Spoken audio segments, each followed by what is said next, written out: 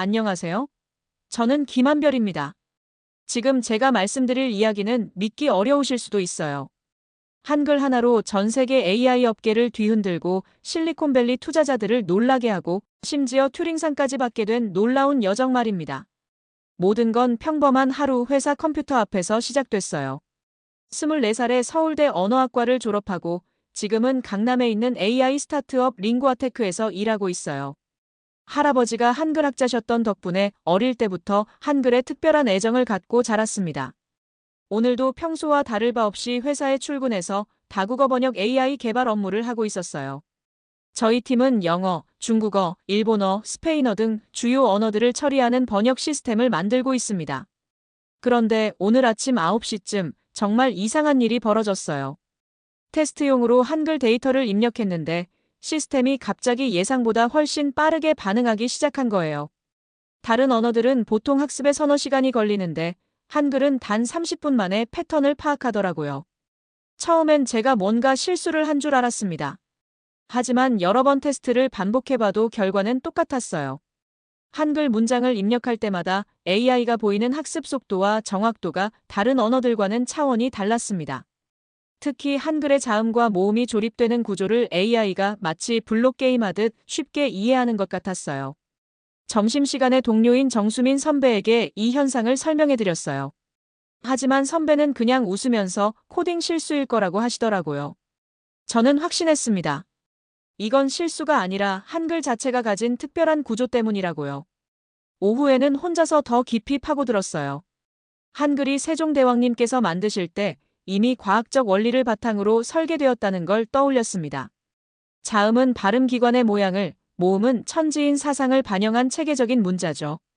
이런 논리적 구조가 AI의 신경망 학습과 놀랍도록 잘 맞아떨어지는 것 같았어요. 저녁 7시가 되어서야 퇴근했는데 집에 가는 지하철 안에서도 계속 이 생각만 했습니다. 만약 제 가설이 맞다면 한글을 기반으로 한 AI는 다른 언어들보다 훨씬 효율적이고 정확할 수 있어요. 이건 정말 엄청난 발견일 수도 있겠다는 생각이 들었습니다. 집에 도착해서도 노트북을 켜고 추가 실험을 해봤어요. 한글의 조립식 구조를 AI가 어떻게 처리하는지 자세히 관찰했습니다. 정말 신기하게도 AI는 한글을 마치 레고 블록처럼 인식하면서 학습하고 있었어요. 내일 팀 회의에서 이 결과를 발표해봐야겠다고 결심했습니다. 아직은 확신이 서지 않지만 분명히 뭔가 특별한 일이 일어나고 있어요. 하지만 세상은 그리 호락호락하지 않았습니다. 제가 발견한 놀라운 가능성이 오히려 저를 회사에서 고립시키는 계기가 될 줄은 꿈에도 몰랐어요. 다음 날 오전 10시에 열린 팀 회의에서 저는 어제 발견한 한글 AI의 특별한 성능에 대해 발표했습니다. 프레젠테이션 자료를 준비하느라 새벽 3시까지 잠을 못 잤지만 정말 중요한 발견이라고 생각했어요.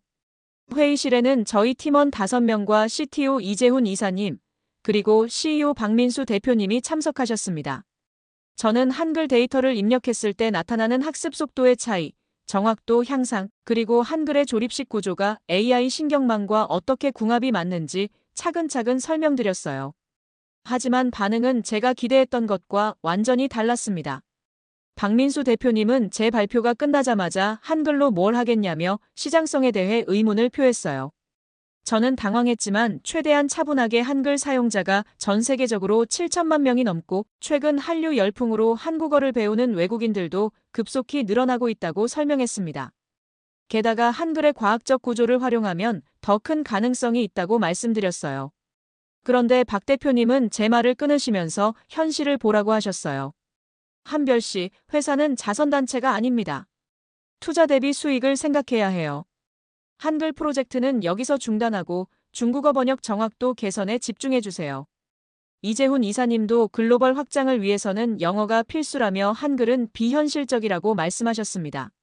실리콘밸리 투자자들을 만날 때도 영어 AI 성능이 제일 중요하다고 하시더라고요. 동료들의 시선도 차갑기만 했어요. 정수민 선배는 한별아, 너무 이상적으로 생각하는 거 아니야?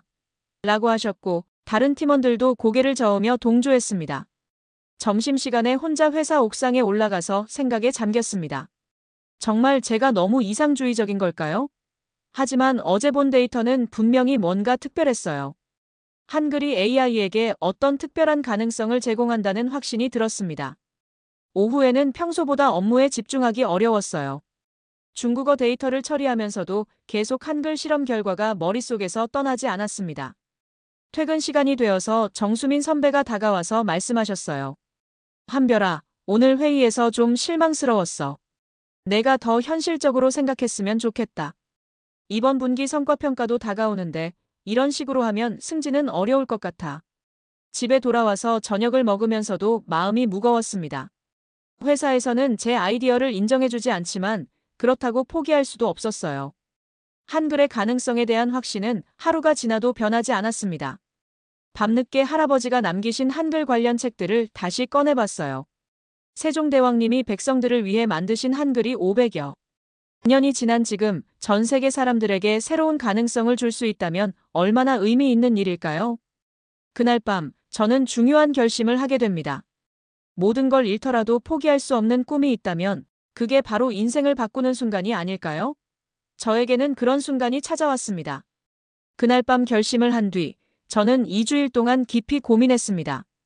회사에서 한글 AI에 대한 가능성을 인정받지 못한다면 제가 직접 증명해 보이는 수밖에 없다고 생각했어요. 드디어 3월 15일 박민수 대표님께 사직서를 제출했습니다. 대표님은 놀라시면서 왜 갑자기 그런 결정을 내렸는지 물어보셨어요. 저는 솔직하게 한글 AI 개발에 대한 제 비전을 포기할 수 없다고 말씀드렸습니다. 그러자 대표님은 고개를 저으시며 현실을 모르는 젊은이의 무모한 도전이라고 하시더라고요. 퇴사 후 저는 신림동 고시촌 근처 작은 원룸으로 이사했습니다.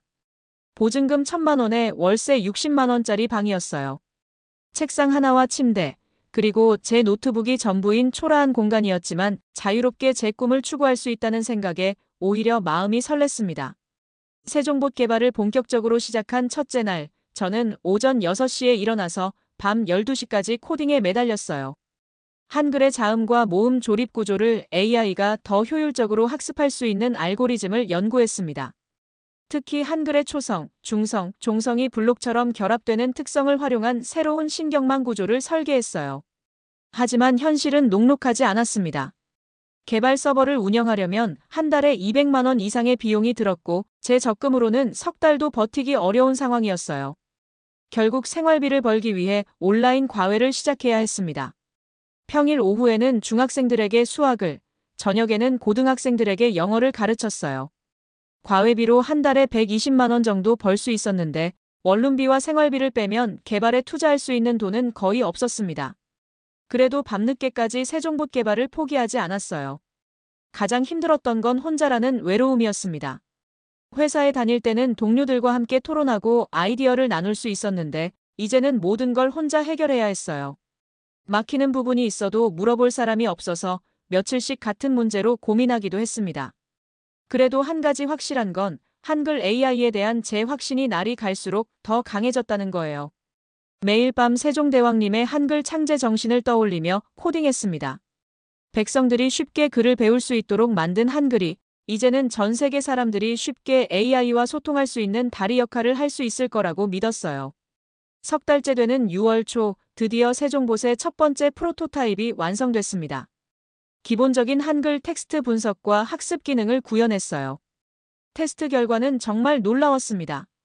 같은 양의 데이터를 학습할 때 기존 AI보다 30% 빠른 속도를 보여줬어요. 하지만 본격적인 테스트를 위해서는 더 많은 데이터와 강력한 서버가 필요했습니다.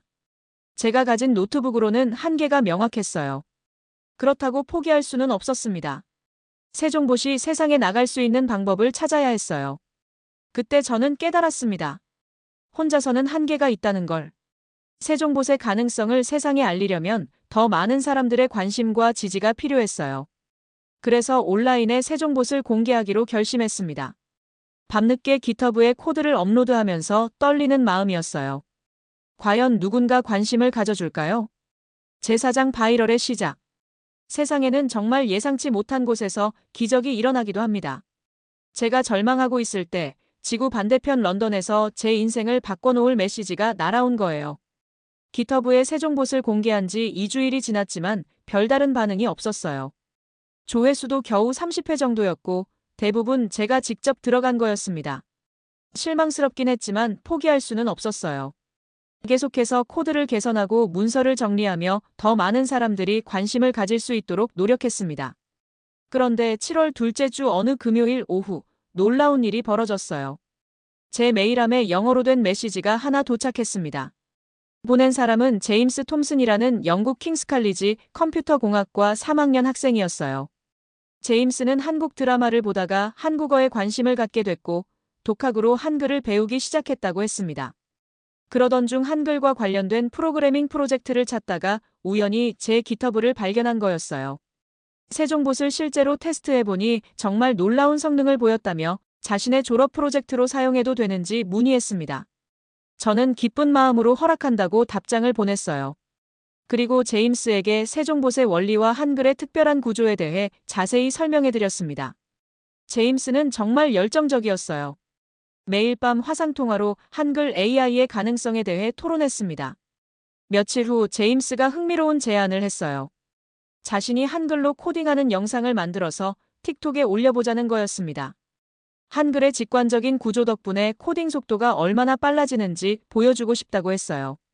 처음에는 반신반의했지만 제임스의 열정을 보고 함께 해보기로 했습니다. 저는 한글 코딩에 최적화된 간단한 툴을 만들어줬고 제임스는 런던의 자기 방에서 영상을 촬영했어요. 8월 첫째 주 월요일, 제임스가 업로드한 영상의 제목은 이랬습니다.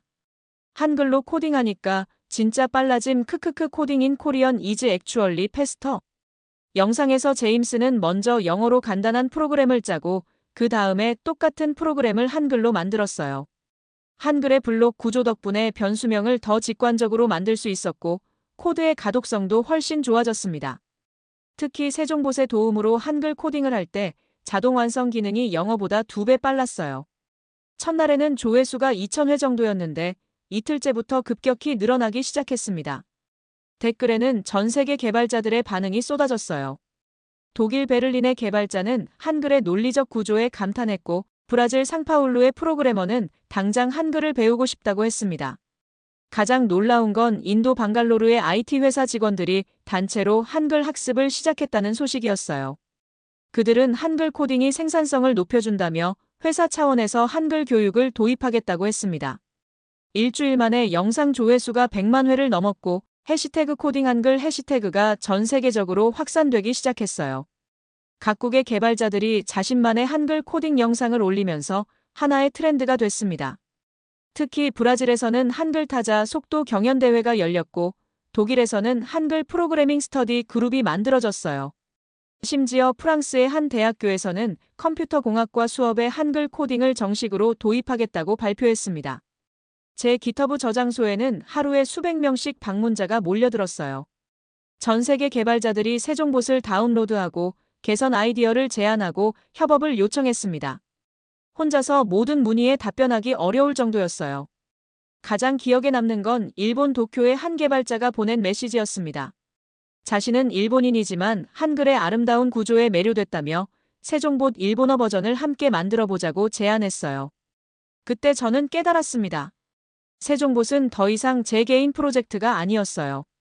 전 세계 사람들이 함께 만들어가는 글로벌 프로젝트가 된 거였습니다. 혹시 하루아침에 세상이 바뀐다는 말을 믿으시나요? 저도 그전까지는 믿지 않았어요. 하지만 이제는 압니다. 정말로 그런 일이 일어날 수 있다는 걸요. 8월 넷째 주, 저에게는 꿈만 같은 일이 벌어졌습니다. 유럽 최대 규모의 해커톤인 베를린 테크크런치에서 연락이 온 거예요. 한글 코딩으로 화제가 된 세종봇 팀을 특별 초청하고 싶다는 내용이었습니다. 처음에는 믿기지 않았어요. 제가 혼자 신림동 원룸에서 만든 프로그램이 유럽 최고의 기술 행사에 초청받다니요. 항공료와 숙박비까지 모두 주최 측에서 지원해준다고 했습니다. 베를린에 도착한 건 9월 첫째 주였어요. 공항에서부터 놀라운 광경이 펼쳐졌습니다. 곳곳에서 한글을 연습하는 외국인들을 볼 수 있었거든요. 카페에서 노트북으로 한글 타자 연습을 하는 독일 청년, 지하철에서 한글 교재를 보는 프랑스 여학생까지 정말 신기했어요. 해커톤 회장에 들어서자 더욱 놀랐습니다. 참가팀 소개보드에 한글로 팀명을 적은 팀들이 10여 개나 됐어요. 이탈리아에서 온 세종팀, 네덜란드의 한글 매직팀, 심지어 러시아에서 온 디지털 조선 왕조팀까지 있었습니다. 대회 첫날, 저는 세종봇의 원리와 한글 AI의 가능성에 대해 발표했어요. 500명이 넘는 개발자들이 모인 강당에서 한글의 과학적 구조를 설명할 때 청중들의 반응이 정말 뜨거웠습니다. 발표가 끝나자 기립박수가 터져나왔어요. 이틀간의 치열한 경쟁 끝에 결과가 발표됐습니다. 놀랍게도 한글 AI를 활용한 팀들이 상위 5팀 중 4팀을 차지했어요. 특히 제가 멘토로 참여한 독일 마이너스 한국 합동팀이 대상을 받았습니다. 시상식에서 주최 측 관계자는 이렇게 말했어요. 올해 베를린 테크크런치의 가장 큰 화제는 단연 한글 AI였습니다. 세종대왕이 500여 년 전에 만든 문자가 21세기 AI 혁명의 열쇠가 될 줄 누가 상상했겠습니까? 베를린에서 돌아온 후 더욱 놀라운 소식들이 연이어 들려왔어요. 인도 방갈로르의 대형 IT 기업 테크마힌드라가 전 직원 2만 명을 대상으로 한글 교육을 실시한다고 발표했습니다. 한글 코딩 생산성이 기존보다 30% 높다는 내부 테스트 결과 때문이라고 했어요. 브라질에서는 더욱 흥미로운 일이 벌어졌습니다. 상파울루에서 제1회 한글 타자 월드컵이 개최된 거예요. 25개국에서 500여 명의 참가자가 몰렸고 우승자는 놀랍게도 브라질 현지인이었습니다. 그 사람은 한글을 배운 지 겨우 석 달 만에 분당 600타라는 놀라운 기록을 세웠어요. 프랑스 파리의 소르본 대학에서는 한글 AI 연구센터를 신설한다고 발표했습니다. 세계 최고 수준의 언어학자들과 AI 전문가들이 한글의 구조적 특성을 더 깊이 연구하겠다는 거였어요. 가장 감동적이었던 건 아프리카 케냐에서 온 소식이었습니다. 나이로비의 한 소프트웨어 개발 회사가 현지 언어를 한글로 표기하는 프로젝트를 시작했어요. 스와힐리어를 한글로 쓰면 훨씬 정확하고 체계적으로 표현할 수 있다는 연구 결과가 나온 거였습니다. 실리콘밸리에서도 움직임이 시작됐어요. 구글, 메타, 아마존 등 빅테크 기업들이 한글 AI 기술에 관심을 보이기 시작한 거죠. 그 중에서도 가장 먼저 연락을 해온 건 실리콘밸리의 유명한 벤처캐피털 안드레센 호로위츠였습니다. 10월 둘째 주 안드레센 호로위츠의 파트너 마크 앤더슨이 직접 한국을 방문했어요. 그는 제게 이렇게 말했습니다. 한별 씨, 세종봇은 단순한 번역 프로그램이 아닙니다. 인간과 AI가 소통하는 방식 자체를 바꿀 수 있는 혁명적 기술이에요. 이어서 그는 놀라운 제안을 했습니다. 5천만 달러 투자와 함께 실리콘밸리에 한글 AI 연구소를 설립하자는 거였어요. 조건도 매우 좋았습니다. 제가 CEO로서 모든 기술적 결정권을 갖고 한글 AI의 철학과 방향성도 제가 정할 수 있다고 했어요. 하지만 동시에 불안한 마음도 들었습니다. 이렇게 갑자기 커진 관심이 과연 순수한 기술적 호기심일까요? 아니면 다른 목적이 있는 건 아닐까요? 그날 밤, 저는 깊은 고민에 빠졌습니다. 세종봇의 미래를 어떻게 이끌어 나가야 할까요? 성공의 정점에서 가장 조심해야 할 것이 무엇인지 아세요? 바로 그 성공을 빼앗으려는 거대한 힘들입니다. 저는 그것을 뼈저리게 경험하게 됐어요. 안드레센 호로위츠의 제안을 받고 2주일 후 예상치 못한 일들이 연이어 터지기 시작했습니다. 가장 먼저 문제가 된 건 구글과 메타의 움직임이었어요. 두 회사가 거의 동시에 한글 AI 관련 특허를 대량으로 출원한 거였습니다. 특히 구글은 한글의 자음과 모음 조립 구조를 활용한 AI 학습 방법론에 대해 10여 개의 특허를 신청했어요. 제가 세종봇에서 사용한 핵심 기술과 거의 동일한 내용들이었습니다. 메타도 마찬가지로 한글 기반 자연어 처리 기술에 대한 특허를 출원했어요. 더 큰 충격은 제 옛 직장 링구아테크에서 온 소식이었습니다. 10월 넷째 주 박민수 대표가 기자회견을 열고 세종봇과 유사한 기술을 탑재한 드래건 AI를 공식 발표한 거예요. 그런데 놀랍게도 중국의 대형 투자회사 텐센트가 링구아테크에 200억 원을 투자했다고 발표했습니다. 박 대표는 기자회견에서 이렇게 말했어요. 드래건 AI는 저희가 2년 전부터 독자적으로 개발해온 기술입니다. 일부에서 제기되는 표절 의혹은 사실무근이며 오히려 저희 기술을 무단으로 사용한 측에서 법적 책임을 져야 할 것입니다. 며칠 후 링구아테크 측 변호사로부터 특허 침해 및 영업비밀 유출 혐의로 고발장이 접수됐다는 통보를 받았어요. 제가 재직 중에 알게 된 회사 기술을 무단으로 사용했다는 주장이었습니다. 물론 사실이 아니었지만 법적 대응을 위해서는 막대한 비용과 시간이 필요할 것 같았어요. 설상가상으로 해외에서도 정치적 공격이 시작됐습니다. 미국의 일부 보수 언론들이 한글 AI 열풍을 문화 침략으로 규정하며 비판 기사를 쏟아냈어요. 워싱턴 포스트의 한 칼럼니스트는 아시아의 문자가 서구 기술 생태계를 위협하고 있다며 우려를 표했습니다. 특히 한글 제국주의라는 용어까지 등장했어요. 영국의 더 타임즈는 한국의 문화적 소프트 파워가 기술 영역까지 확장되면서 기존 질서에 도전하고 있다고 보도했습니다. 프랑스 일부 정치인들은 자국 언어를 보호해야 한다며 한글 교육 제한을 주장하기도 했어요. 가장 충격적이었던 건 독일에서 일어난 일이었습니다. 베를린의 극우단체가 한글 AI 연구소 앞에서 시위를 벌인 거예요. 그들은 독일 기술을 아시아에 빼앗기지 말자는 구호를 외치며 연구소 폐쇄를 요구했습니다. 이런 상황에서 안드레센 호로위츠도 투자 조건을 바꿔왔어요.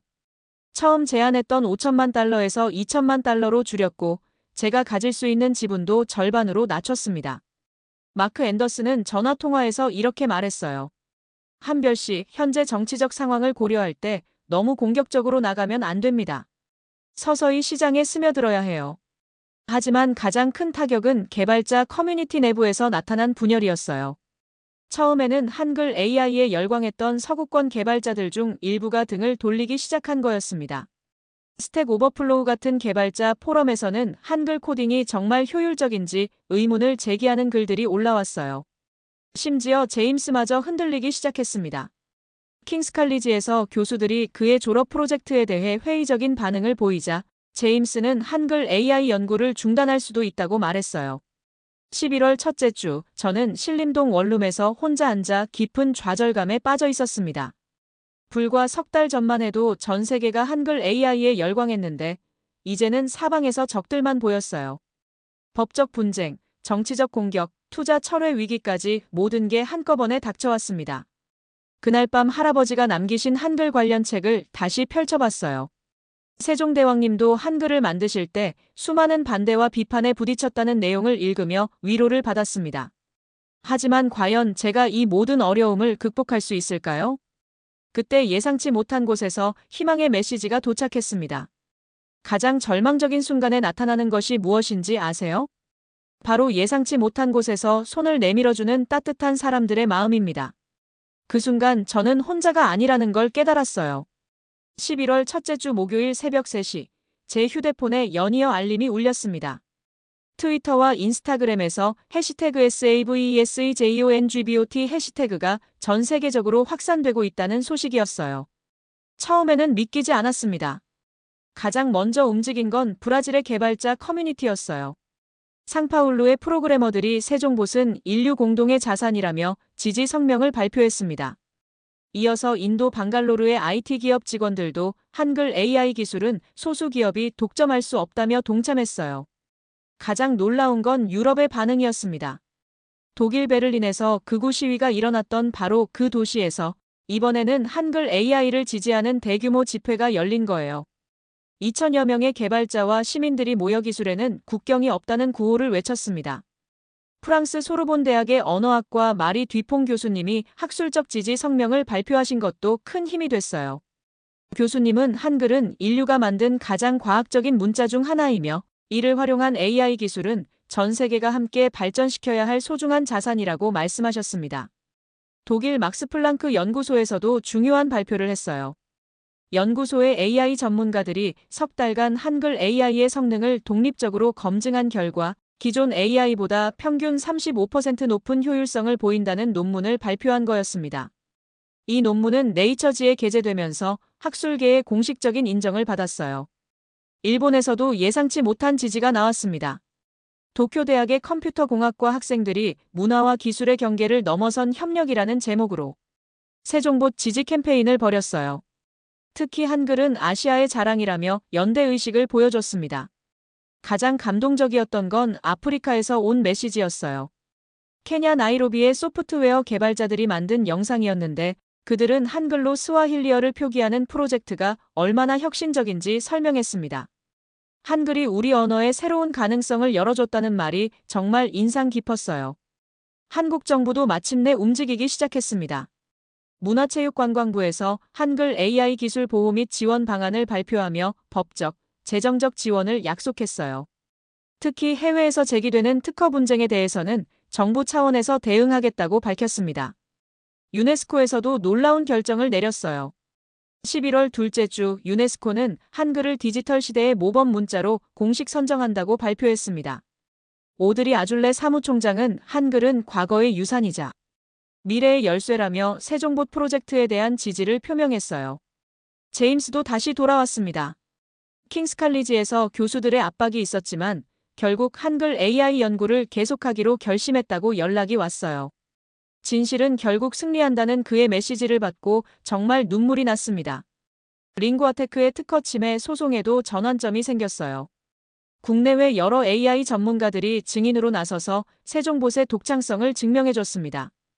특히 MIT의 인공지능 연구소에서 한글 AI 기술은 기존 기술과 완전히 다른 패러다임이라는 의견서를 제출해줬어요. 11월 셋째 주에는 더욱 놀라운 일이 벌어졌습니다. 실리콘밸리의 유명한 엔젤 투자자 폴 그레함이 트위터에 이런 글을 올린 거예요. 세종봇은 진정한 혁신이다. 기존 질서에 도전하는 것이야말로 스타트업의 본질이 아닌가. 그의 글이 올라간 후 이틀 만에 10여 개의 벤처 캐피털에서 투자 제안이 들어왔어요. 이번에는 조건도 훨씬 좋았습니다. 제가 원하는 방향으로 기술을 발전시킬 수 있는 완전한 자율권을 보장한다고 했어요.